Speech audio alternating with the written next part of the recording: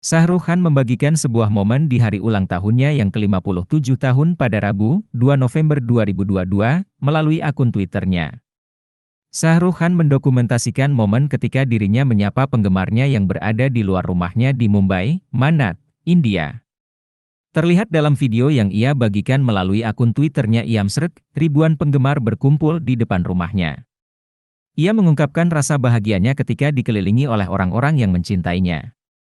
Shah Rukh Khan berterima kasih kepada penggemarnya karena membuatnya merasa istimewa. Dalam video berdurasi 26 detik itu memperlihatkan Shah Rukh Khan yang berjalan keluar rumah. Ia mengenakan outfit serba putih dan memakai kacamata hitam. Shah Rukh Khan lantas mengambil beberapa video menggunakan HP-nya. Ia juga melambaikan tangan pada penggemarnya yang mengerumuni halaman rumahnya sambil membawa berbagai ucapan selamat ulang tahun. Shah Rukh Khan terlihat bahagia, sambil sesekali melempar senyum.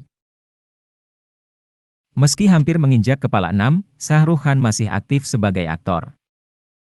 Shah Rukh Khan memiliki beberapa film yang dirilis tahun ini. Selain Pataan, Shah Rukh Khan juga akan membintangi Dunki karya Rajkumar Hirani, yang juga dibintangi oleh Taapsee Pannu. Dia juga akan membintangi Atlees Jawan bersama Nayantara dan Vijay Sethupathi.